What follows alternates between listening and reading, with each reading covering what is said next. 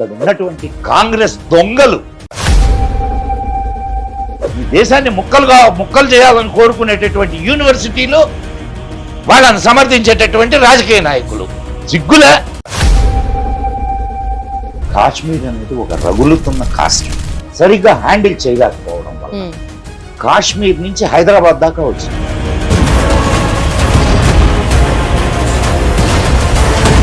సింధూర్ అని పెట్టాడు దీనికి. నా ఉద్దేశంలో దీనికి పైతాన్ అని పేరు పెట్టుంటే బాగుండేది. ఈ 11 సంవత్సరాల్లో సివిలియన్స్ మీద ఎప్పుడూ జరగల, కానీ ఈసారి పర్టికులర్గా సివిలియన్స్ని టచ్ చేశారు.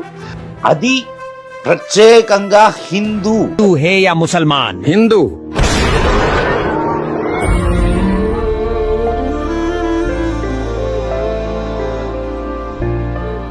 ఒక్క న్యూక్లియర్ బాంబు భారతదేశం మీద పడితే ఈ భూమి మీద పాకిస్తాన్ అనేటటువంటి దేశమే ఉండదు. Right it.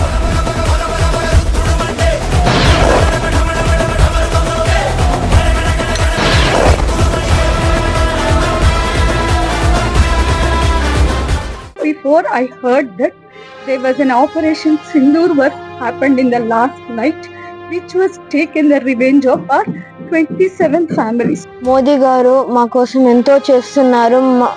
మా కోసం మళ్ళీ ఇంకా భారత్ అనే పేరు, మళ్ళీ నరేంద్ర మోడీ అనే పేరు వినపడితే వాళ్ళు వణుకుతారు అనే కాన్ఫిడెన్స్ నాకు వచ్చింది.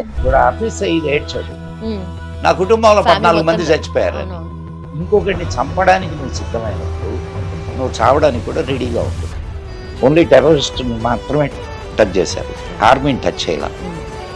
ఆర్మీని టచ్ చేస్తారు ఇప్పుడు వాళ్ళు రిటాలియేట్ చేసినప్పుడు. ఆ రిటాలియేషన్ కోసం చూస్తున్నారు. రిటాలియేషన్ స్టార్ట్ అయిన మరుక్షణం పాకిస్తాన్ మాకు ఖురాన్ ఏది చంపాలి ఇలా ఉండాలి అని ఎవరు చెప్పారు? ముస్లిమ్స్ 25 వర్సెస్ ఉన్నాయి. 25 వర్సెస్ ఉన్నాయి. ఏది జిహాద్ చేయమని బైబిల్ చెప్తుంది, ఖురాన్ చెప్తుంది. నేను నమ్మని వాడిని చంపండి అని. మానవతా దృక్పథంతో వీళ్ళని ఇక్కడ ఉంచాలంట.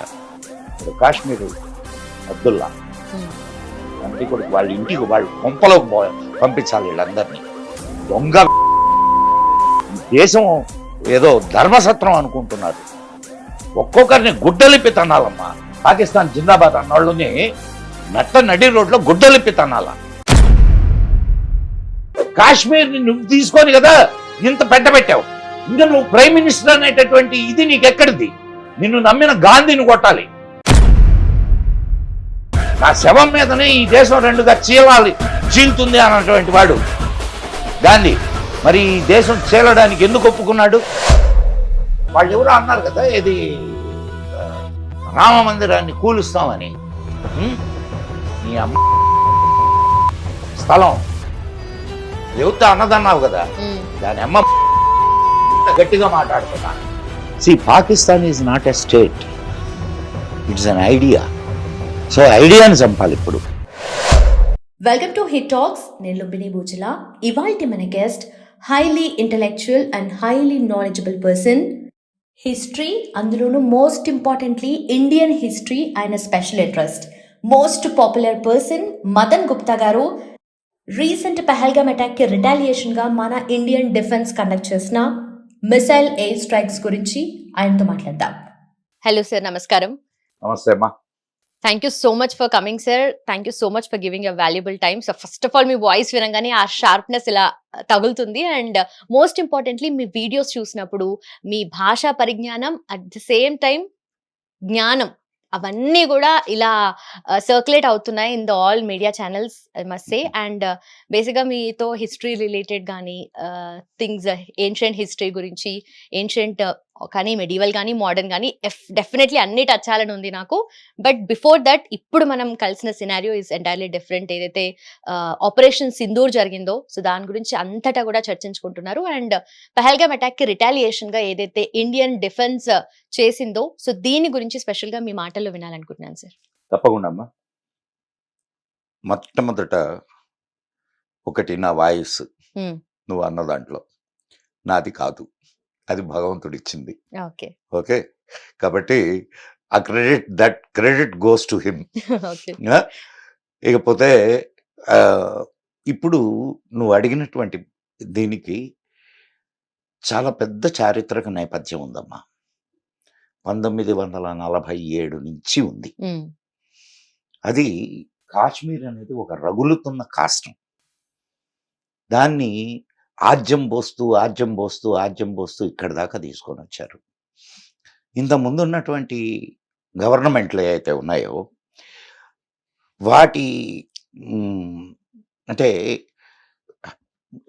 సరిగ్గా హ్యాండిల్ చేయలేకపోవడం వల్ల కాశ్మీర్ నుంచి హైదరాబాద్ దాకా వచ్చినాయి. ఓకే. చూసాం కదా, నీ పేరు లుంబిని కదా, లుంబిని పార్క్ లోనే జరిగింది. అండ్ ఇక్కడ గోకుల్ చాట్ లో జరిగినాయి. కానీ 2014 తర్వాత ఈ అటాక్స్ కాశ్మీర్ దాటల, బాగా గమనించు. అండ్ సివిలియన్స్ మీద జరగల. ఈ 11 సంవత్సరాల్లో సివిలియన్స్ మీద ఎప్పుడు జరగల. వాళ్ళు ఆర్మీ వాళ్ళని అటాక్ చేశారు కానీ సివిలియన్స్ని టచ్ చేయాల. కానీ ఈసారి పర్టికులర్గా సివిలియన్స్ని టచ్ చేశారు. అది ప్రత్యేకంగా హిందూ అనేటటువంటి దీన్ని అంటే హిందువులని టార్గెట్ చేస్తున్నాం అని చెప్పి చేశారు. ఓకే. సో ఇది మొత్తం దేశం అంతా కూడా ఒక రకమైనటువంటి పానిక్ స్టేజ్లోకి వెళ్ళిందమ్మా. రగిలిపోయారు. అయితే వాళ్ళ ఉద్దేశం ఏంటంటే ఇక్కడ హిందూ ముస్లిం కాన్ఫ్లిక్ట్ తీసుకురావాలా అనేది. కానీ బై గాడ్స్ గ్రేస్ ఇది ప్రభుత్వం టేకప్ చేసింది. మేము దానికి రిటాలియేషన్ చేస్తాము అని చెప్పి ప్రభుత్వం హామీ ఇచ్చింది. దాంతో ప్రజలు కొంత ఇదయ్యారు. కానీ 13 రోజులైంది ఈ రోజుకి జరిగి. రోజు జరిగే కొద్దీ ఏంది రిటాలియేట్ చేస్తామని అన్నారు కదా, ఇంకా రిటాలియేట్ కాలేదే, ఇంకా మీరు ప్రతీకారం తీర్చుకోలేదు. చూడమ్మా, ఎప్పుడు కూడా ఏదైనా తొందరపడి చేయడం వలన దాని పరిణామాలు చాలా విపరీతంగా ఉంటాయి. ఎప్పుడు కూడా ఒక ప్లానింగ్ ఉండాలి. చూడు, దీనికి ముందు ఎంత ప్లాన్డ్గా, ఇప్పుడు యాక్చువల్గా వాళ్ళు సింధూర్ అని పెట్టారు. దీనికి చాలా చక్కటి పేరు. ఎందుకు పెట్టారు అనేది మనకి ఈ పాటికే అర్థమై ఉంటుంది. ఒక భారతీయ స్త్రీ యొక్క సింధూరం ఎంత విలువైందో పాకిస్తాన్కి తెలిసి వచ్చింది, తెలియజేస్తున్నారు. అండ్ కానీ నా ఉద్దేశంలో దీనికి పైతాన్ అని పేరు పెట్టుంటే బాగుండేది. దేనికి సార్? ఇప్పుడు పైతాన్ అంటే ఏంటి? కొండ చిలువ. అవునా? కొండ చిలువ ఏదైనా జంతువును కానీ మనిషిని కానీ తినేటప్పుడు ఏం చేస్తుంది? ఫస్ట్ చుట్టేస్తుంది. ఓకే. కదలకుండా చేయదు. చుట్టేసి అప్పుడు తన నోటితో ఇది చేస్తుంది, మింగడం మొదలెట్టుద్ది. అంటే ఇప్పుడు సరిగ్గా the system of operation of the Indian government నువ్వు గమనిస్తే ఇదే సిస్టమ్ని అడాప్ట్ చేసింది. గమనించావా నువ్వు? ఫస్ట్ ఏం చేశారు? ఇండస్ వాటర్ ట్రీటీని క్యాన్సిల్ అన్నారు. ఇప్పుడు ఎన్నేళ్ళ నుంచి? 75 సంవత్సరాల నుంచి మన నీళ్లు తాగుతూ మనం మీద విషం కక్కుతూ ఉన్నారు. కానీ ఎవ్వడు పట్టించుకోలే. ఇప్పుడు నీళ్లు ఆపేశాం. మొదటి దిగ్బంధనం. 2 దౌత్యపరంగా ప్రపంచ దేశాలన్నిట్లో ఇది ఒక దుర్మార్గమైన దేశం, ఇది టెర్రరిస్టుల్ని పోషిస్తున్న దేశం అని ఎస్టాబ్లిష్ చేసాం. సో వాటికి తోడొచ్చేటటువంటి వాడు కూడా వెనక్కు తగ్గుతాడు. 3 వాళ్ళకు ఉండేటటువంటి ఎకనామిక్ సిస్టమ్ని బ్లాక్ చేసాం.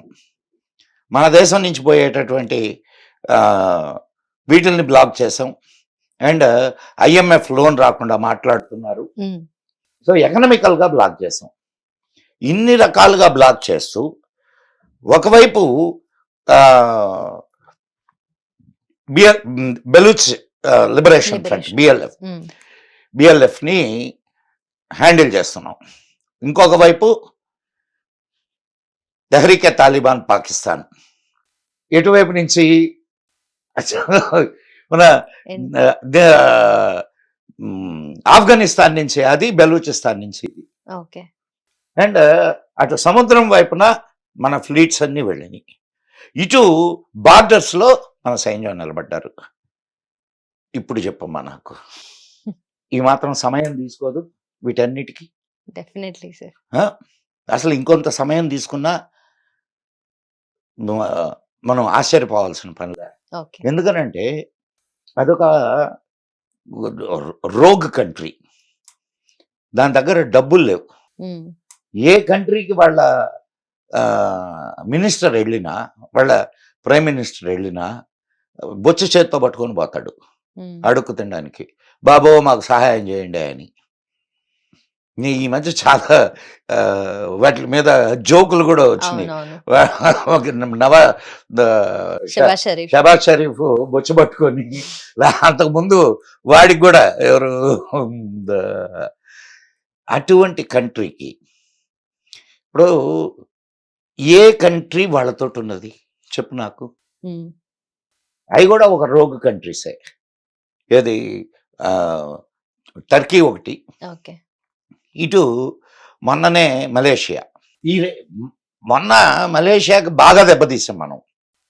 ఏది ఆయిల్ కొనకుండా, వాళ్ళది మెయిన్ పంట పామాయిల్ కదా, పామాయిల్ని ఆపినాం, అయిపోయింది.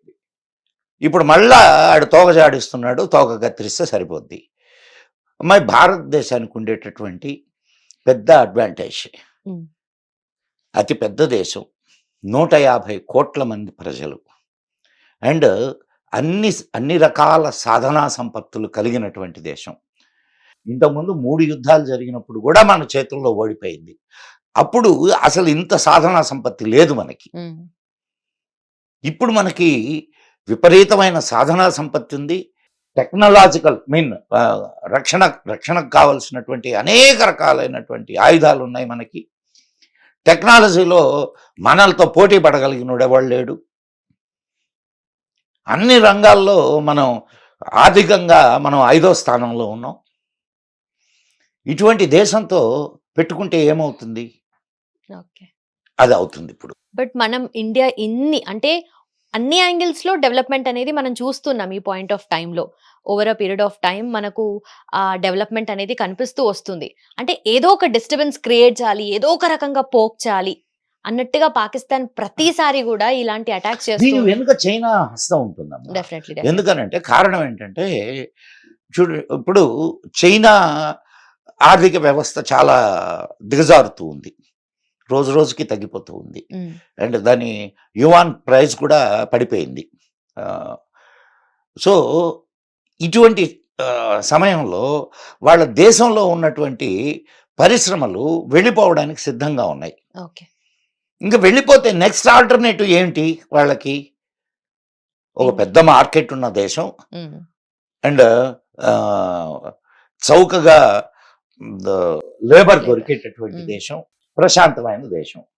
ఇవి 3 కదా కావాలా ఏ పరిశ్రమకైనా, ఏ ఉత్పత్తిదారుడైనా ఈ 3టినే చూస్తాడు. ఆ 3 భారతదేశానికి ఉన్నాయి. ప్రశాంతమైన దేశం, ఇక్కడ డిస్టర్బెన్సెస్ ఉన్నాయి అని కానీ ఇది చేయగలిగితే ఇక్కడికి పరిశ్రమలు రావు. దానికి ఇక్కడ ఉన్నటువంటి దేశద్రోహులు కూడా చేయూతనిస్తుంటారు. ఇక్కడ అనేక మంది దేశద్రోహులు ఉన్నారు, అన్ని రంగాల్లో ఉన్నారు. అటు రాజకీయ రంగంలో ఉన్నారు, ఇటు మీడియాలో ఉన్నారు, అటు సినిమా రంగంలో ఉన్నారు, అన్ని రంగాల్లో ఉన్నారు. ఇక్కడ డిస్టర్బెన్స్ ఎట్లా సృష్టించాలి? కారణం ఏంటంటే వీళ్ళందరికీ చైనా దగ్గర నుంచి ముడుపులు అందుతూ ఉంటాయి.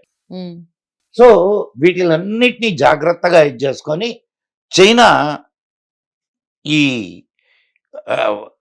దీన్ని నిర్వహిస్తూ ఉంటుంది. ఈసారి జరిగినటువంటి దాంట్లో క్లియర్గా పాకిస్తాన్ సైన్యం యొక్క ప్రమేయం, ఐఎస్ఐ ప్రమేయం ఉన్నది అని చెప్పి మన వాళ్ళకి ఆధారాలతో సహా దొరికింది. ఓకే. అందుకని ఇప్పుడు మొత్తం టోటల్గా దాన్ని అష్టదిగ్బంధనం చేసి రిటాలియేషన్ స్టార్ట్ చేశారు. ఇది దాని వెనక ఉన్నటువంటి ఇప్పుడు ఈ రాత్రి 9 వీటిల్ని 9 లొకేషన్స్, అవును, టెర్రరిస్ట్ లొకేషన్స్. 9 పాయింట్లని ఓన్లీ టెర్రరిస్ట్ మాత్రమే టచ్ చేశారు. ఆర్మీని టచ్ చేయాల. ఆర్మీని టచ్ చేస్తారు ఇప్పుడు వాళ్ళు రిటాలియేట్ చేసినప్పుడు. ఓకే. ఆ రిటాలియేషన్ కోసం చూస్తున్నారు. రిటాలియేషన్ స్టార్ట్ అయిన మరుక్షణం పాకిస్తాన్ క్లోజ్. ఓకే. సో ఇంతకు ముందు జరిగిన పాస్ట్ అటాక్స్ గురించి, పుల్వామా అప్పుడు కానీ, ఊరి అప్పుడు కానీ, ఏదైతే మనం కౌంటర్ అటాక్స్ చేశామో, బాలకోట్ ఎయిర్ స్ట్రైక్స్ కానీ, ఇలాంటి అటాక్స్ కానీ చేసినప్పుడు ఇప్పటికీ కూడానమ్మా ప్రభుత్వం అంటే అది ఎందుకు ఆలోచిస్తుందో నాకైతే తెలియదు.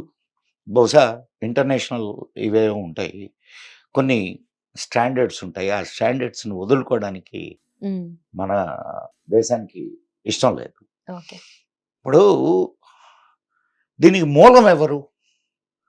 ఈ వీటిలన్నిటినీ తయారు చేస్తున్నది ఎవరు? ఈ టెర్రరిస్టులందరినీ వాళ్ళకి శిక్షణ ఇచ్చి మన దేశాల మీదకు పంపించి రక్తపు పారిస్తున్నది ఎవరు? పాకిస్తాన్ సైన్యం. పాకిస్తాన్ సైన్యాన్ని దెబ్బ కొడితే ఇక్కడ జరిగినప్పుడల్లా పాకిస్తాన్ సైన్యాన్ని దెబ్బ కొట్టు, ఆగిపోతాయి. కానీ సైన్యాన్ని దెబ్బ కొట్టాలి అని అంటే ఒక ఇంటర్నేషనల్ ఇది కావాలా. ఇప్పుడు కూడా మనం టెర్రర్ అటాక్స్ టెర్రర్ వీటి మీద అటాక్ చేసాం. యాక్చువల్గా మనకు వచ్చినటువంటి ఇన్ఫర్మేషన్ ఏంటంటే టెర్రరిస్టులందరినీ మన ఆఫ్ఘనిస్తాన్ బార్డర్స్కి తరలించారని. ఓకే. అయితే ఇప్పుడున్న అడ్వాంటేజ్ ఏంటంటే డ్యూరాండ్ లైన్ దగ్గర ఆఫ్ఘనిస్తాన్ సైన్యం అంటే మన తెహ్రీకే తాలిబాన్ వాళ్ళు అటాక్ చేస్తున్నారు ఓకే. పాకిస్తాన్ సైన్యం మీద. ఇటు బలూచిస్తాన్లో బలూచ్ లిబరేషన్ ఫ్రంట్ అటాక్ చేస్తుంది. సో ఇప్పుడు వ్యూహం ఎట్లా ఉంటుంది అనేది చూడాల, ఇది సైన్య వ్యూహం. ఓకే. మీరన్నట్టుగా పాకిస్తాన్ ఆర్మీ అటు ఫండింగ్ కానీ, మిగతా వెనకొండి నడిపించడం కానీ చేస్తుంది అని అంటే, ఇప్పుడు ఇండియా డెఫినెట్లీ సివిలియన్స్ మీదకి వచ్చారు ఇప్పుడు ఈసారి. సో మనకి ఎఫెక్ట్ ఎలా ఉంది? ఇండియా మొత్తము ఒకటేసారి రియాక్ట్ అయింది. సో ఇలా ఉన్నప్పుడు పాకిస్తాన్లో ఉన్న సివిలియన్స్ కూడా, వాళ్ళు కూడా పాకిస్తాన్ ఆర్మీకి కానీ, పాకిస్తాన్ గవర్నమెంట్కి కానీ సపోర్ట్ కాదు కదా, వాళ్ళు వ్యతిరేకంగా మాట్లాడుతున్నారు. సో దీన్ని ఎలా తీసుకోవచ్చు? అమ్మా, వ్యతిరేకంగా ఎంతవరకు మాట్లాడారమ్మా?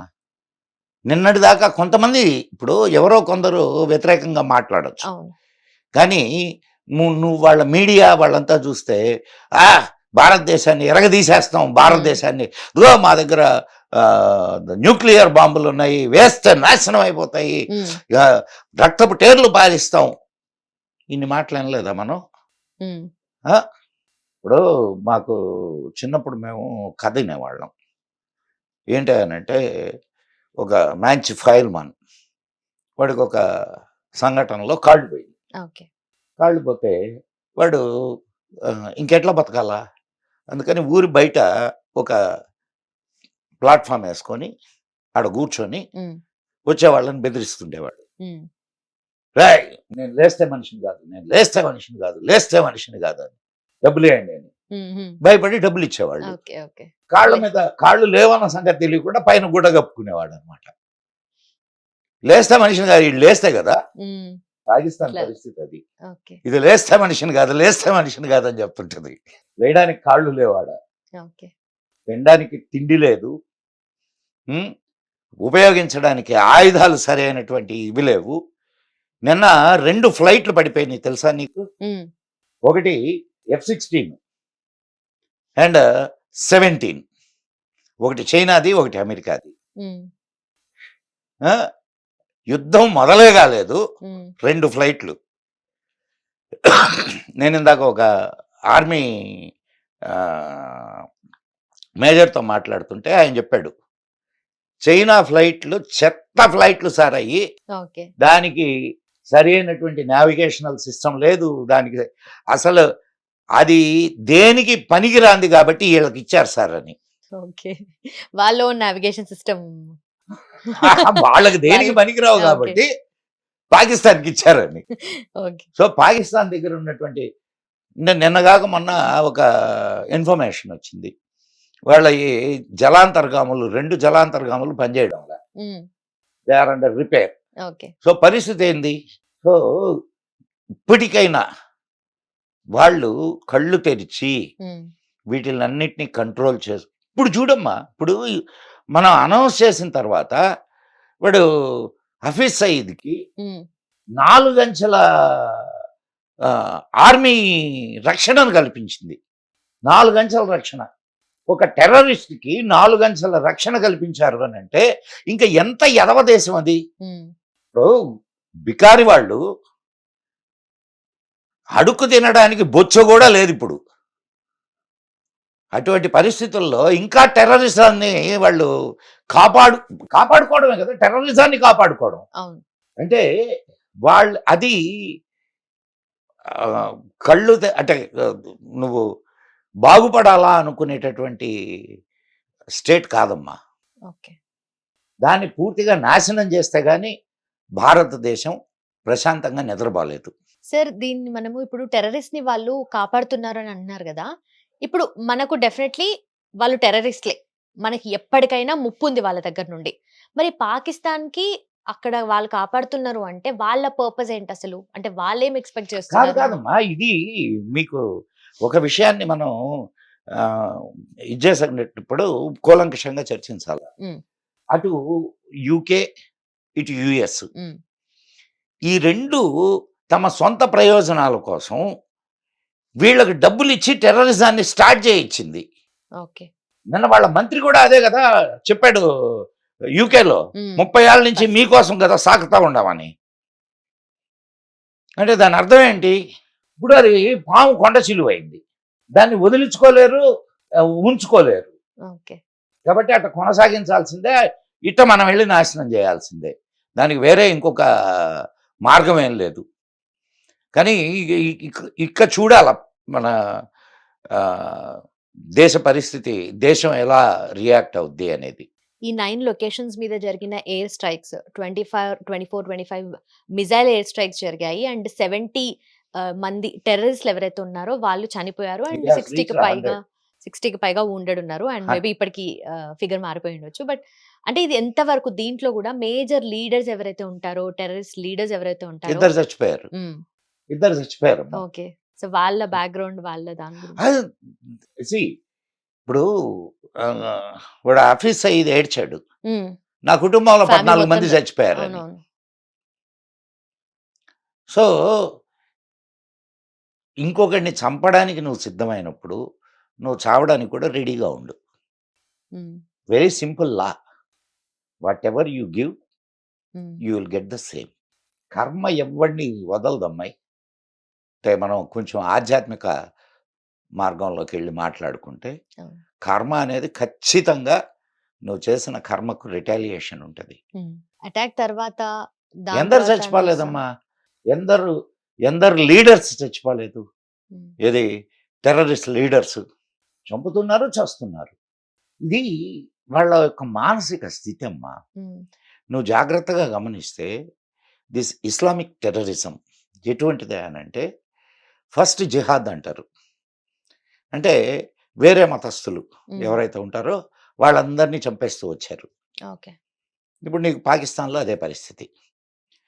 మనకు పాకిస్తాన్ ఏర్పడినప్పుడు 23% హిందువులు ఉన్నారు అక్కడ.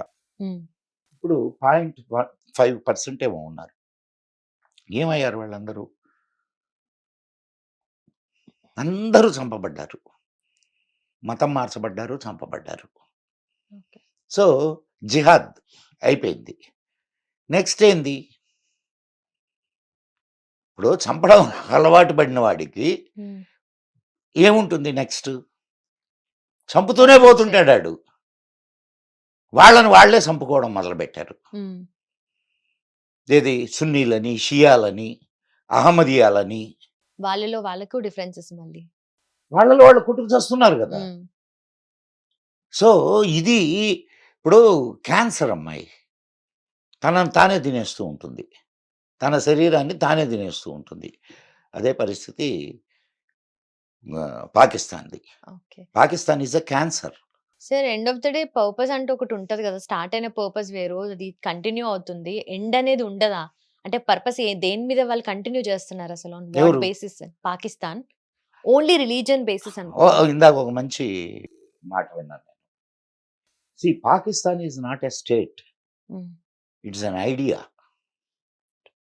సో ఐడియాని చంపాలి. ఇప్పుడు స్టేట్ని చంపినంత మాత్రాన ఐడియా సావదు. సో ఐడియాని చంపాలా.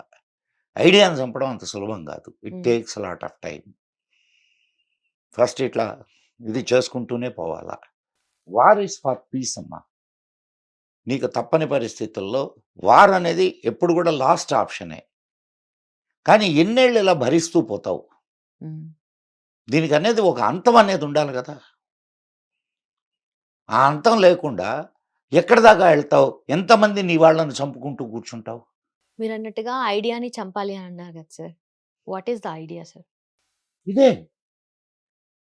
Islamic jihad. Islamic jihad is an idea and దానికి terrorism is the weapon. So Islamic terrorism ఇది వాళ్ళ మతం బోధించేటటువంటి విషయం. సో వాళ్ళ సైడ్ ఆఫ్ ద ఆర్గ్యుమెంట్ అంటే, నేను ఓన్లీ రిలీజియన్ వైజ్ గా మాట్లాడితే, ఎవరైతే మన ఇండియాలో ఉన్న ముస్లిమ్స్ కూడా ఆ, మాకు ఖురాన్ ఏది చంపాలి ఇలా ఉండాలి అని ఎవరు చెప్పరు. చెప్పారు? ముస్లిమ్స్ 25 వాళ్ళ వాళ్ళ 25 argument. వర్సెస్ ఉన్నాయి. ఉమ్, 25 వర్సెస్ ఉన్నాయి ఉమ్, ఏది జిహాద్ చేయమని. ఎవరు కాఫీర్లు ఎవరో వాళ్ళని చంపమని ఉమ్, చూపించమంటావా? ఆ? కాదమ్మా, గ్రంథం చెప్తుంటే నీకు బైబిల్ కూడా అదే చెప్తుంది తెలుసా. ఉమ్, నన్ను నమ్మని వాడిని, చెల్లి కానీ తమ్ముడు కానీ అన్న కానీ తల్లి కానీ తండ్రి కానీ చంపమని ఉమ్, బైబిల్ చెప్తుంది, ఖురాన్ చెప్తుంది. నేను నమ్మని వాడిని చంపండి అని. వీళ్ళు పైకి వేరే మాటలు మాట్లాడతారు. ఉమ్. సరేనమ్మా,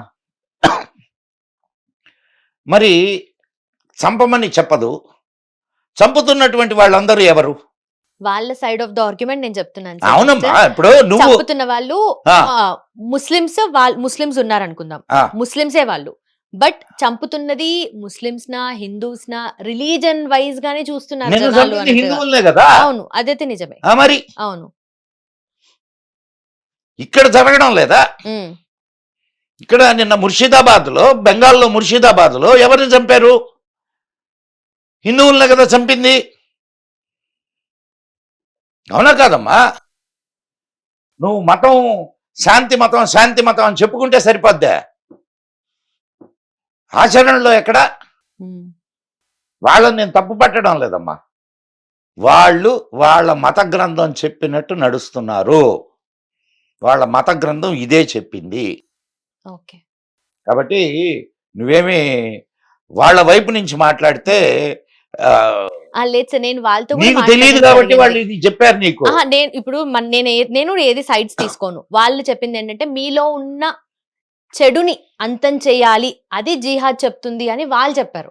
ఇదో నేను అంటే ఏదైనా మీరు interpret చేయొచ్చు. ఉమ్, ఉమ్, ఆ? మరి ముస్లిం టెర్రరిస్టులు అందరూ, ఉమ్. ఇస్లామిక్ టెర్రరిస్టులు అందరూ నీలో ఉండే చెడుని చంపుతున్నారా, నిన్ను చంపుతున్నారా? ఉమ్.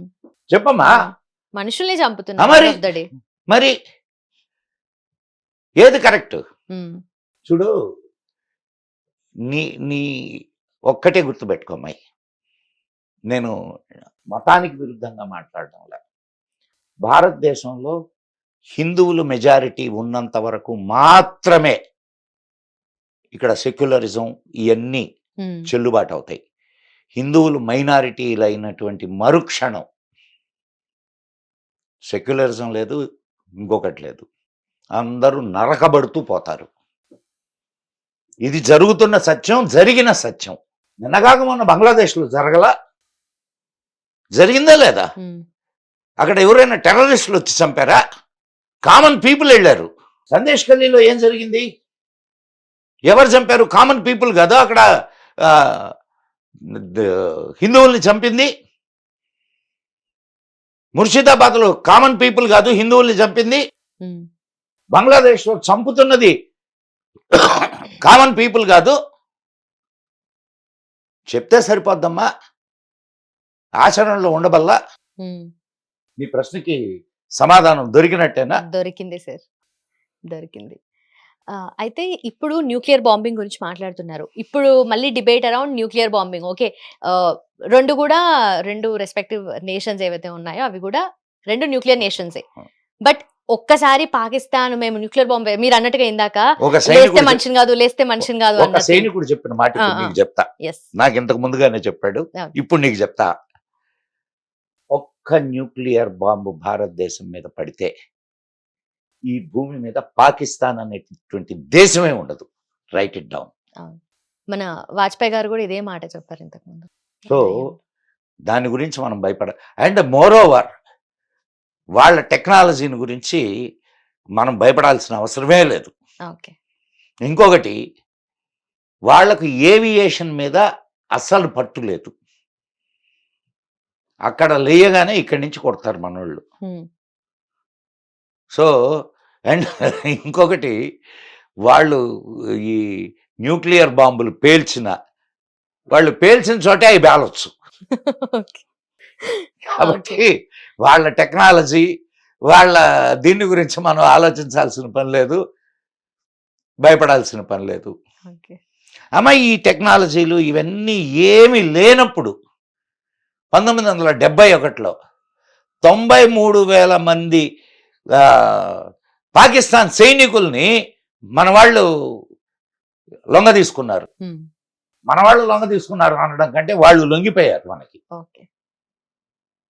93,000 మంది 3 సంవత్సరాలు వాళ్ళని ఇంటి అల్లుళ్ళలాగా మేపి మనం తిరిగి అప్పచెప్పాం. సో ఏది ఇంత టెక్నాలజీ లేదు, అప్పుడు ఇంత అమ్యునిషన్ లేదు. అప్పుడే మనం అంత ఇది చేస్తే ఇప్పుడు మనకి ఎంతసేపు అమ్మ పాకిస్తాన్ని లేపవతలేయడానికి. కాబట్టి పాకిస్తాన్ గురించి మనం భయపడాల్సిన అవసరం లే. మనం ఆలోచించాల్సింది మన భద్రత. 1971లోనే మన విశాఖపట్నానికి వాళ్ళ సబ్మెరైన్ వచ్చింది. మన వాళ్ళు అటాక్ చేస్తే సబ్మెరైన్ని హ్యాండ్ ఓవర్ చేసుకున్నారు. ఇప్పటికి కూడా నువ్వు విశాఖపట్నం బీచ్ రోడ్డుకి వెళ్తే ఆ సబ్మెరైన్ చూడొచ్చు. కాబట్టి మనకు అంత టెక్నాలజీ లేనప్పుడే, అమ్మాయి ఒక్కటే గుర్తుపెట్టుకోమ్మా, మన సైనికులకు అండగా మన దేశం ఉంది. వాళ్ళ సైనికులకి అండగా వాళ్ళ దేశము లేదు, వాళ్ళ సైన్యం కూడా వాళ్ళకు అండగా లేదు. కాబట్టి వాళ్ళు దేశాన్ని నమ్ముకొని వాళ్ళు యుద్ధం చేయరు. నువ్వు ఎందుకు గట్టిగా ఒక్క దెబ్బగా తగిలితే ఎక్కడోళ్ళు అక్కడ పారిపోతారు వాళ్ళు. ఇది ఆ జాతి లక్షణం. మన వాళ్ళు ఒక్క దెబ్బ తగిలితే, మన చైనా విషయంలో ఏం జరిగింది? ఒక్క దెబ్బ తగలంగానే మన వాళ్ళని ఎంతమందిని చంపుతున్నారు, అవునా కాదమ్మా? సో మన వాళ్ళకి తిరగబడే లక్షణం ఉంది, వాళ్లకు పరిగెత్తే లక్షణం ఉంది. కాబట్టి మనం పాకిస్తాన్ గురించి ఆలోచించాల్సిన, కొంత నష్టం జరుగుద్ది, ఆ నష్టానికి మనం సిద్ధమై ఉండాల. కానీ ఒక శాశ్వత పరిష్కారం కోసం మనం ముందుగా అడుగు వేసేటప్పుడు కొన్నిటిని కుछ पाना चाहे तो कुछ खोना पड़ेगा. అండ్ బార్డర్స్ దగ్గర ఎవ్రీ టైం సిచ్యువేషన్ చేంజ్ అవుతూనే ఉంటుంది కదా సార్. ఎప్పుడు ఎలా అవుతుందో చెప్పలేము. సో మనకు పాక్ ఆక్యుపైడ్ కాశ్మీర్ కానీ, ఇటు చూసుకుంటే చైనా సైడ్ నుండి కానీ, అండ్ ఇక్కడ బంగ్లాదేశ్ ఇల్లీగల్గా వాళ్ళు వస్తూ ఉంటారు. అంటే అన్ని సైడ్స్లో మనము ఏదో ఒక రకంగా ఎఫెక్ట్ అవుతూనే ఉన్నాం each and every day. So దీన్ని ఈచ్ అండ్ ఎవ్రీ డే మనం ఎఫెక్ట్ అవుతున్నాము అని అంటే కారణం ఏమిటి? ఇక్కడ ఉన్నటువంటి పాలకుల లోపం. ఇప్పుడు కాంగ్రెస్ హయాంలో ఎవడైనా రండి, ఇది సత్రం, 7 కోట్ల మంది బంగ్లాదేశీలు ఉన్నారు భారతదేశంలో. 7 కోట్ల మంది ఉన్నారమ్మా. పాకిస్తానీలు లీగల్గా వచ్చిన పాకిస్తానీలు, లీగల్గా అంటే మీరు వీసా తీసుకొని వచ్చిన పాకిస్తాన్లో 5 లక్షల మంది ఉన్నారు. ఇప్పుడు తిప్పి పంపించడానికి చూస్తే ఎవడెక్కడ ఉన్నాడో తెలియదు. అంటే తిప్పి పంపించేటటువంటి వ్యవస్థను కూడా మనం నిర్మాణం చేసుకోవాలా. ఇప్పుడు నీకు వీసా ఇచ్చారు, ఒక 4 రోజులకు వీసా ఇచ్చారు, లేదా ఒక సంవత్సరానికి నువ్వేదో చదువుకోవడానికో దేనికో వీసా ఇచ్చారు, లేదా ఒక 3 నెలలకి నీకు ఇక్కడ ట్రీట్మెంట్ తీసుకోవడానికి వీసా ఇచ్చారు. ఆ తర్వాత నువ్వు పొయ్యావా, ఇక్కడ ఉన్నావా, ఏం చేస్తున్నావు అని పరిశీలించేటటువంటి వ్యవస్థ ఉందే మనకి? ఎందుకు లేదు? ఇక్కడ ఉన్నటువంటి కాంగ్రెస్ దొంగలు ఆ వ్యవస్థను నిర్వీర్యం చేశారు. ఎందుకంటే వీళ్ళు దోచుకోవడానికి వచ్చిన వాళ్ళే, వాళ్ళు దోచుకోవడానికి వచ్చిన వాళ్ళే. 2 దోపిడీదారులు, 2 దోపిడీదారులు ఇక్కడ తింటూ ఈ దేశపు గాలి పీలుస్తూ హాయిగా బతుకుతూ ఈ దేశం గురించి తప్పుడు మాటలు మాట్లాడేటటువంటి తప్పుడు విధవల్ని ఏం మాట్లాడాలి మనం? భారత్ పేరే టుకడే హోంగే, ఇన్షా అల్లా ఒక్కొక్కళ్ళని నడి రోడ్లో నిలబెట్టి ఉరిదీయాల. వాళ్ళని సమర్థించడానికి మన రాజకీయ నాయకులు వెళ్తారు. వీళ్ళని ఏ చెప్పుతో కొట్టాలా? అవునా కాదమ్మా? ఈ దేశాన్ని ముక్కలు చేయాలని కోరుకునేటటువంటి యూనివర్సిటీలు, వాళ్ళని సమర్థించేటటువంటి రాజకీయ నాయకులు. సిగ్గులే? ఓట్లు అడగడానికి రేపు వచ్చినప్పుడు ఎందుకు అడగరు మీరు? అట్లా టోళ్లకు ఓట్లు వేసి గెలిపిస్తే మన బతుకులు ఎట్టేసి వస్తాయి. సో ఇంకా మన దేశంలో కూడా పాకిస్తాన్లు ఉన్నాయమ్మా. మన దేశంలో కూడా పాకిస్తాన్లు ఉన్నాయి. ఆ పాకిస్తాన్ల పరిస్థితి ఏందో కూడా మన గవర్నమెంట్ ఆలోచించాలా. ఆలోచిస్తేనే మన దేశం సేఫ్గా ఉంటుంది. ఎంతమంది పాకిస్తాన్ జిందాబాద్ అనేటటువంటి వాళ్ళు ఉన్నారమ్మా ఇక్కడ? లేరా? ఏం చేయాలని? ఏం చేయాలో చెప్పు నువ్వు. పాకిస్తాన్ జిందాబాద్ అనేటటువంటి వాళ్ళని ఏం చేయాలో నువ్వు చెప్పు. చెప్తే ఏమన్నా అవుద్దని భయపడుతున్నావా? నేనా? ఏం చేయాలి చెప్పు నువ్వు. డెఫినెట్లీ ఇప్పుడు మొన్న జరిగిన దానికే నార్మల్గా ఇప్పుడు ఆల్రెడీ వీసా తీసుకుని ఉన్న వాళ్ళనే పంపించేస్తున్నారు. సరే, పాకిస్తాన్ పేరు మీద వచ్చినారు, పాకిస్తానీలు కాదు మీరు అంటున్నట్టుగా ఇంటర్నల్ గా ఉంటూ ఇక్కడే ఉంటూ ఇండియన్సే అయ్యుండి కూడా పాకిస్తాన్ ని సపోర్ట్ చేసే వాళ్ళ గురించి అంతేనా? ఏం చేస్తే బాగుంటుందో చెప్పు. పోనీ ఏదో ఒక ఆలోచన ఉండాలి కదమ్మా. నువ్వు పత్రికా రంగానికి సంబంధించినటువంటి అమ్మాయివి, పాత్రికేయ రంగానికి సంబంధించిన దానివి, ఒక ఐడియా ఉండాలి కదా, ఒక సొల్యూషన్ ఉండాలి కదా. ఏం చేయాలి వీళ్ళని? Sir, end of the day nation interest కాకుండా ఏది ఉన్నా కూడా elimination, any kind of elimination. ఒక పని చేద్దామా? మొట్టమొదట నిన్న వీళ్ళని పంపిస్తుంటే ఇప్పుడు మానవత దృక్పథంతో వీళ్ళని ఇక్కడ ఉంచాలంట. ఇప్పుడు కాశ్మీర్ అబ్దుల్లా ఎంపీ కొడుకు వాళ్ళ ఇంటికి, వాళ్ళు కొంపలోకి పంపించాలి వీళ్ళందరినీ. దొంగ వెధవలు ఈ దేశం ఏదో ధర్మసత్రం అనుకుంటున్నారు. ఎవడు పడితే వాడు వచ్చేది, 7 సంవత్సరాలు తినేది, మళ్ళా ఈ దేశానికి వ్యతిరేకంగా మాట్లాడేది. ఒక్కొక్కరిని గుడ్డలిప్పి తన్నాలమ్మా నడి రోడ్లో. పాకిస్తాన్ జిందాబాద్ అన్నోళ్ళని నడి రోడ్లో గుడ్డలిప్పి తన్నాల.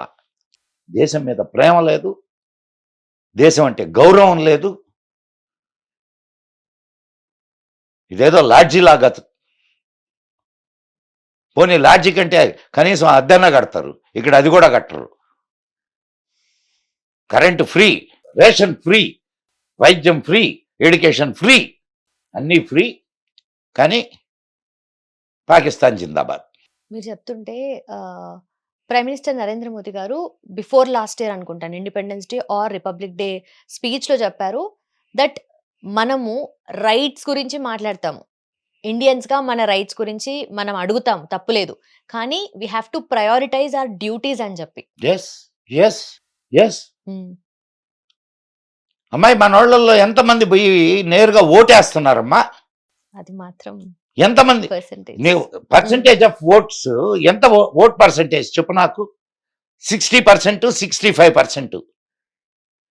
35% పీపుల్ ఓట్ వేయడం లేదనే కదా.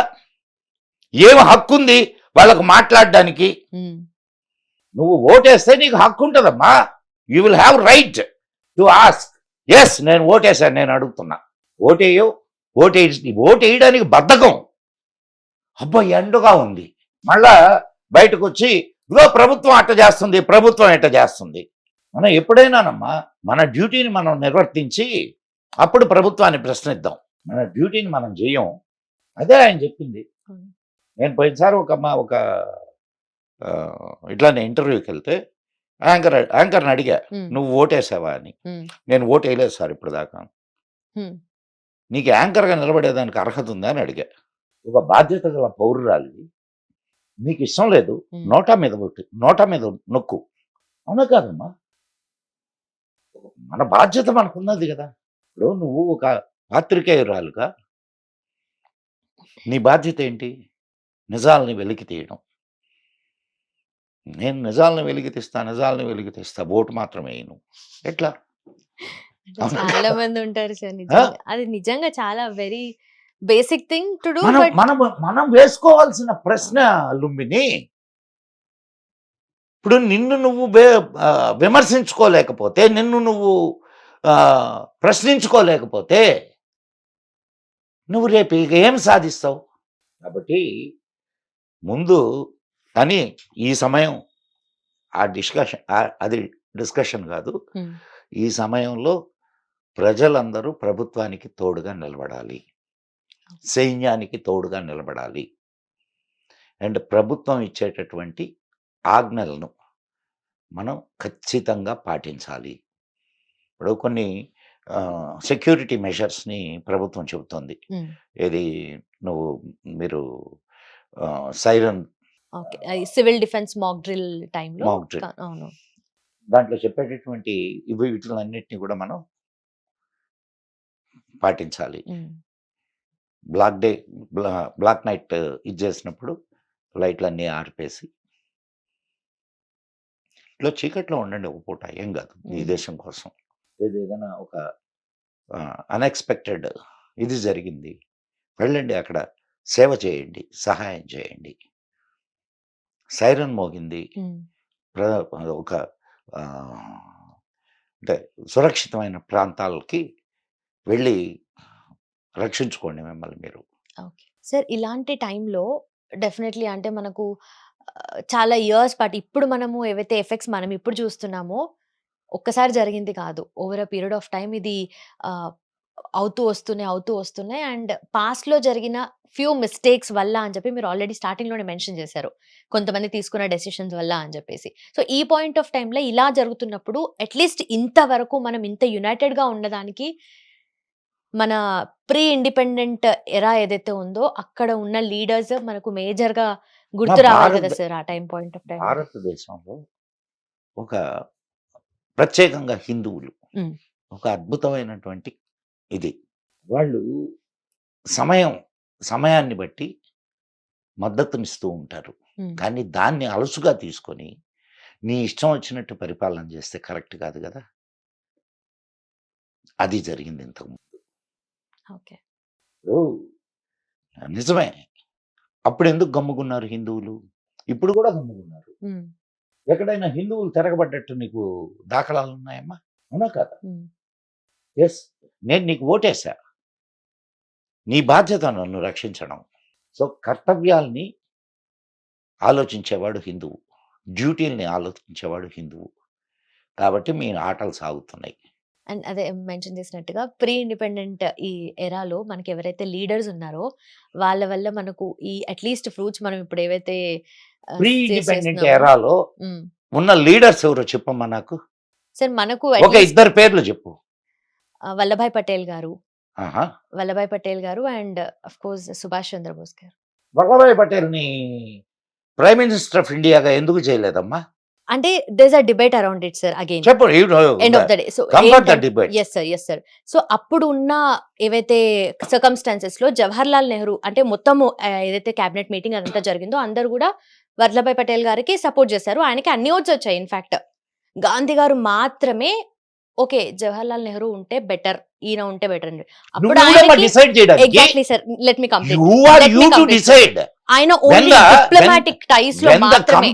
when the complete dais supported Patel and you are alone supported Nehru. Yes, Who sir. are you to Yes, support? sir. ఇక్కడ ఏంటంటే అఫ్ కోర్స్ వల్లభాయ్ పటేల్ గారు అంటే ఐరన్ మ్యాన్ ఆఫ్ ఇండియా. ఎందుకు మొత్తం ఇండియాని యునైట్ చేయడానికి ఈచ్ అండ్ ఎవ్రీ కింగ్డమ్ దగ్గరికి వెళ్ళి కింగ్స్ తో మాట్లాడి ఎంటైర్ ఇండియాని యునైట్ చేయడానికి he was the person Yes. Apt, perfect. There is no debate around it.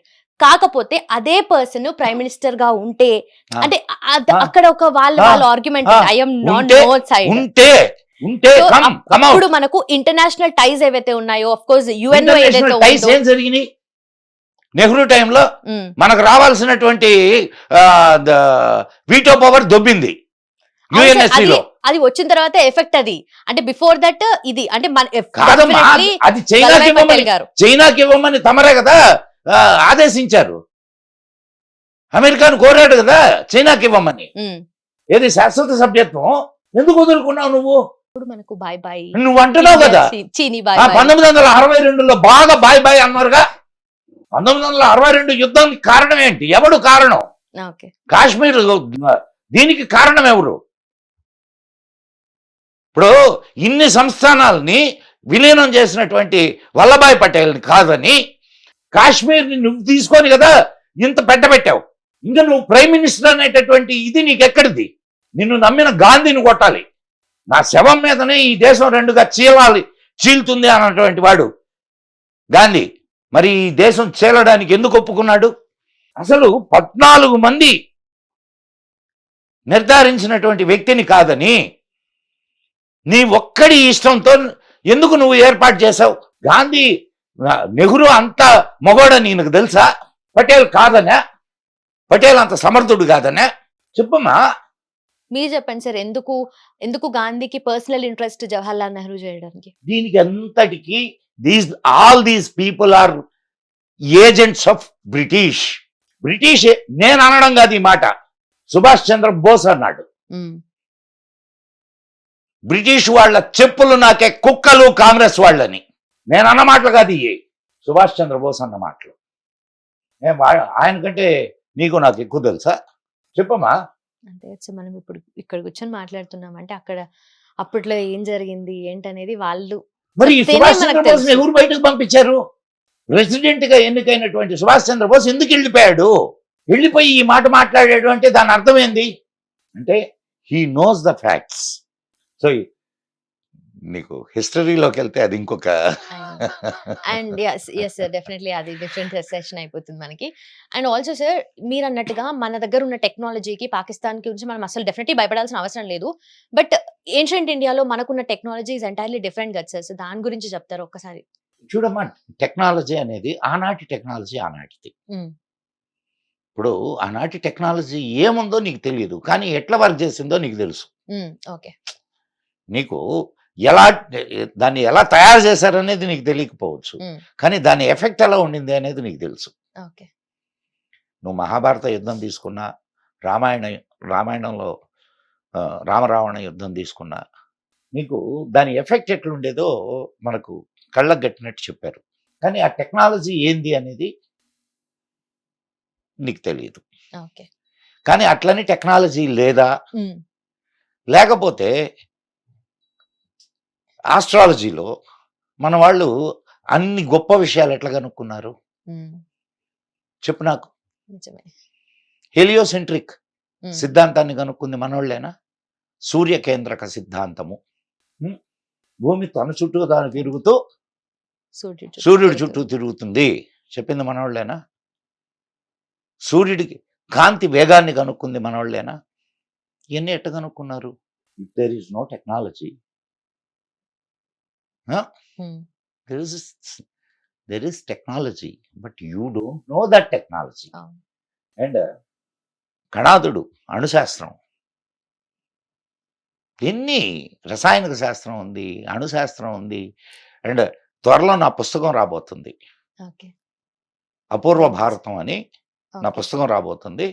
దాంట్లో ఏన్షియంట్ ఇండియన్ టెక్నాలజీస్, పురాతన భారతీయ వైజ్ఞానిక ప్రతిభ గురించి నేను దాన్ని పుస్తకం విడుదలైనప్పుడు మొట్టమొదట మీకే దాని తప్ గురించి మాట్లాడదాం. తప్పకుండా సార్. ఓకేనమ్మా? Yes sir. అండ్ ఆల్సో అదే మీరన్నట్టుగా గూడా అంటే టెక్నాలజీ గురించి ఎఫెక్ట్స్ మనం చూసాము. అంటే దాని రిజల్ట్స్ మనం చూసాము. Definitely A kind of technology use చేశారు అదంతా పాస్ట్ మనకంతా తెలియకపోవచ్చు. బట్ ఇప్పుడున్న కరెంట్ సినారియోకి ఆ ఏన్షియంట్ టెక్నాలజీ మన దగ్గర నిజంగా ఉండుంటే ఇప్పుడు ఏ టెక్నాలజీ అయితే ఇప్పుడు కరెంట్ సినారియోకి యాప్ట్? కాదమ్మా. నువ్వు ఇప్పుడు ఇప్పుడుండే టెక్నాలజీతో పాత టెక్నాలజీని పోల్చకు. హ్మ్. నంబర్ 1. హ్మ్. ఇప్పుడు పాత టెక్నాలజీలో అంటే ఓల్డ్ పురాతనమైనటువంటి దీంట్లో హ్మ్. నీకు ప్రయోగం ఉండేది, ఉపసంహారం ఉండేది. హ్మ్. అర్థమవుతుందా? ప్రయోగం ఉండేది, ఉపసంహారం ఉండేది. అంటే once you release the weapon you can take back also. Okay. But today we don't have that technology. Once you release the bullet, it goes and hit. హ్మ్. So this is the so ఆనాడు ఎట్లా ఉండింది? మంత్రాధీనమా లేకపోతే టెక్నాలజీకి system ఏదైనా ఉందా? మంత్రం కూడా ఒక రకమైనటువంటి టెక్నాలజీయే. హ్మ్. మననాతీతి త్రాయతే మంత్రః.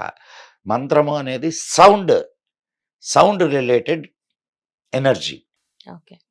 అది ఎట్లా వర్క్ చేస్తుందో మనకు ఈనాడు మనం అసలు మంత్రహీనులం కాబట్టి మనకు తెలీదు. ఓకే. ఇప్పుడు వాటికి వద్దు. నువ్వు ఓకే. చిన్నగా అటు తీసుకెళ్తున్నావు. లేదు సార్. దాని గురించి మనం సెపరేట్‌గా మాట్లాడదాం. అయిందిరా బట్ అన్న. Yes sir. Yes. Right. Sir ఒక థింగ్ సార్ ఏంటంటే జనరల్లీ ఇప్పుడు ఎవరిని కదిలించినా ఆపోజిట్ ఇండియా ఉన్న వాళ్ళు అయోధ్య రామ మందిరం మీద ఏదో ఒక దాడి చేస్తాము, కూల్చేస్తాము ఇలాంటి మాటలు మాట్లాడుతూ ఉంటారు సార్. పాకిస్తాన్‌లో కూడా ఒక లేడీ దీని గురించి మాట్లాడడం జరిగింది. ఎందుకు ఎప్పుడు అయోధ్య రామ మందిరం టార్గెట్‌గా ఉంటది? అసలు రాముడు ఈ దేశానికి నడక నేర్పినటువంటి మహానుభావుడు. హ్మ్.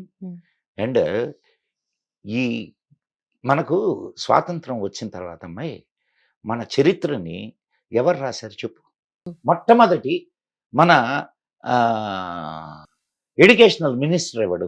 Central educational minister, first central educational minister Abul Kalam Azad. Okay. Okay. ఎవడో తెలుసాడు? హీఈస్ అన్ ఇరానియన్. హ్మ్. నీ చరిత్ర వాడి ఆధ్వర్యంలో రాయబడింది. రాసింది ఎవరు? ఇక్కడ ఉన్న కమ్యూనిస్టులు. సో ఇక్కడ నీ చరిత్ర నీకు తెలియకుండానే మార్చబడి నీ చేత చదివించబడింది. అమ్మ ఈ దేశం మీదకి దండెత్తి వచ్చినటువంటి వాళ్ళని, ఈ దేశాన్ని దోచుకోవడానికి వచ్చిన వాళ్ళని హీరోలుగా చూపిస్తూ రాసేటటువంటి చరిత్ర మనది. బాబర్ కూల్చినటువంటి బాబరు ఇక్కడ వాళ్ళు ఎవరో అన్నారు కదా, ఇది రామ మందిరాన్ని కూలుస్తామని. నీ అమ్మ మొగుడిదా స్థలం? అది ఎవరితో అన్నదన్నావు కదా, దాని అమ్మ మొగుడిదా స్థలం. ఇంత గట్టిగా మాట్లాడుతున్నా. భారతదేశంలో రాముడి స్థలం ఇది. రాముడికి లేనటువంటి హక్కులు ఈ దేశంలో ఎవరికీ లేవు. కాంగ్రెస్ వాళ్ళు మాట్లాడతాడు రాముడి అస్తిత్వం ఎక్కడా అని. భారతదేశంలో ఉండే ప్రతి అణువులో ఉంది రాముడి అస్తిత్వం. ఎవరిదమ్మా స్థలం ఇది? ఈ దేశానికి దోచుకోవడానికి వచ్చి నా దేవాలయాలను కూల్చి మసీదులు కడితే ఒక్క మసీదు అది నా రాముడికి సంబంధించినటువంటి దేవాలయాన్ని కూల్చి కట్టిన మసీదుని నేను కట్టుకుంటే మాట్లాడి రేపు 36,000 దేవాలయాలు ఉన్నాయి. 36 దేవాలయాల్ని క్లెయిమ్ చేస్తే ఏమవుతుంది? భారతదేశంలో 36,000 దేవాలయాల్ని కూల్చి మసీదులు నిర్మించారు. రేపు అన్నిటినీ క్లెయిమ్ చేయడం మొదలు పెడితే ఏమవుద్ది? కాస్త మాట్లాడేటప్పుడు ఏదో తెలుసుకొని మాట్లాడాలా. అది పాకిస్తాన్లో కానీ ఇండియాలో కానీ. సో ఇప్పుడు జరిగిన ఏదైతే రిటాలియేషన్ ఉందో ఇండియన్ డిఫెన్స్ చేసింది దానికోసం అని చెప్పి పాకిస్తాన్ ఇది మేము వార్గా తీసుకుంటున్నాం, మేము వార్ గా డిక్లేర్ ఇప్పుడేంది? చేసుకుంటున్నాము అన్నట్టుగా ఇప్పుడేందమ్మా వార్ ఎప్పుడో మొదలైంది, ఓకే. నీళ్లు ఆగడంతో వార్ మొదలైంది. ప్రైమ్ మినిస్టర్ నరేంద్ర మోదీని కూడా లేకుండా చేస్తాము అని చెప్పి ఉగ్రవాదులు బాగుంది. భయపడుతున్నారు. సో దీన్ని మనకి ఎంతవరకు సీరియస్ గా తీసుకోవచ్చు? ప్రైమ్ మినిస్టర్ మోడీ దాకా ఎందుకమ్మా, నా దేశపు సైనికుడిని ఒక్కడిని తాకు, తెలుస్తుంది నీకేందో. తాట తీస్తారు. ప్రైమ్ మినిస్టర్ మోడీ దాకా పోగలవా నువ్వా? నా సైనికుడు చాలమ్మా, నా దేశపు సైనికుడు ఒక్కడు చాలు నీ దేశాన్ని మట్టు పెట్టడానికి. ప్రైమ్ మినిస్టర్ దాకా ఎందుకు? ఇప్పుడు ప్రైమ్ మినిస్టర్ ఏం చేయడంలే, మొత్తం ఫ్రీ హ్యాండ్ ఇచ్చాడు. ఇది ఫ్రీడమ్ ఇచ్చారు, ట్రై సర్వీసెస్ కి ఆపరేషన్ ఆ. ఫ్రీడమ్ ఇచ్చారు. అవును, మీ ఇష్టం అని అన్నాడు. ఇప్పుడు చెప్పండి, ప్రైమ్ మినిస్టర్ మోడీ దగ్గరికి పోదామా? తాట తీస్తారు ఈ దేశపు సైనికులు. వాళ్ళకి చాలా నిబద్ధత కలిగినటువంటి దేశ సైనికులమ్మ మన దేశ సైనికులు. ఎంత నిబద్ధత కలిగిన వాళ్ళు అనంటే యుద్ధం ఎట్లా చేయాలనో అట్లే చేస్తారు. అవసరమైతే ప్రాణాలు ఇస్తారు, అవకాశం వచ్చినప్పుడు ప్రాణాలు తీస్తారు. కాబట్టి నువ్వు నేను హాయిగా నిద్రపోతున్నావు ఇంట్లో. నిజం. లేకపోతే ఈ చుట్టూ ఉన్నటువంటి రాక్షసులు మనల్ని ఎప్పుడో తినేసేవాళ్ళు. సో మళ్ళా ఇంకొక ఎపిసోడ్లో మనం Definitely, sir. హాయిగా మాట్లాడుకుందాం. Definitely, sir. On that నీ note, నీ అనుమానాలన్నీ ఖచ్చితంగా తీర్చుకుందాం. ఏది okay, sir. అటు ఇప్పుడు ఒకటమ్మా, నాకు అప్పుడప్పుడు చాలా కోపం వస్తుంటది, సహజం. Mm. ఎందుకు? మేము చూసాం ఈ దేశంలో Mm. హిందువులకి న్యాయం దక్కదు. హిందువులు తమ ధర్మాన్ని చెప్పుకోవడానికి స్కూల్స్ పెట్టుకోవడానికి లేదు. అటువంటి ఒక పన్నాగంలో భాగం కాంగ్రెస్ నిర్మాణం. సరే, ఇది తర్వాత మనం Okay, sir. ఒక్కొక్కటి తవ్వుతూ పోతే బోలెడు చరిత్రలు బయటకు వస్తాయమ్మా. Okay, sir. తర్వాత మనం కూలంకషంగా వాటిని మాట్లాడుకుందాం, చర్చించుకుందాం. జై హింద్, జై మా Bharati. Jai Hind, sir. Thank you so much. Thanks for the valuable and most debatable, healthy debate. Thank you అమ్మా. Thank you, sir. Hit TV app, ఇందులో short news, live news, entertainment shows, movies, digital magazines తో పాటు మీ జిల్లా వార్తలను కూడా ఫ్రీగా చూడొచ్చు. అంతేకాదు, కేజీ నుంచి పీజీ వరకు విద్యార్థులకు స్కాలర్షిప్ కూడా అందిస్తున్నాం. ప్రతి వారం 10 మందికి లక్కీ డ్రా ద్వారా ఒక్కొక్కరికి 10,000 రూపాయలు అందిస్తున్నాం. ఇంకెందుకు ఆలస్యం, వెంటనే హిట్ టీవీ యాప్ ని డౌన్లోడ్ చేసుకుని ఫ్రీగా ఎంటర్టైన్మెంట్ పొందండి. Hit TV app. Hit TV app. Hit TV యాప్ని ఫ్రీగా డౌన్లోడ్ చేసుకొని ఎంజాయ్ చేయండి. మీకు నచ్చిన ఎంటర్టైన్మెంట్ కోసం హిట్ టీవీ యాప్ ని ఫ్రీగా డౌన్లోడ్ చేసుకుని ఎంజాయ్ చేయండి. హిట్ టీవీ యాప్ని డౌన్లోడ్ చేసుకుని ఆస్వాదించండి, ఆశీర్వదించండి. ఇంతమంది సెలబ్రిటీలు హిట్ టీవీ యాప్ ని డౌన్లోడ్ చేసుకోండి అని చెప్తున్నారంటే ఎంత మంచి యాప్ ఆలోచించండి. అమెరికా అమెరికాలో చదవాలనుకునే వాళ్ళకి విశ్వసనీయమైన పేరు మన శౌర్య కన్సల్టెన్సీ. UK లో 1 year masters. UK లో 1 year masters. 2 years work permit up to 5 years visa. Contact Saurya Consultancy. Contact 89851 89851.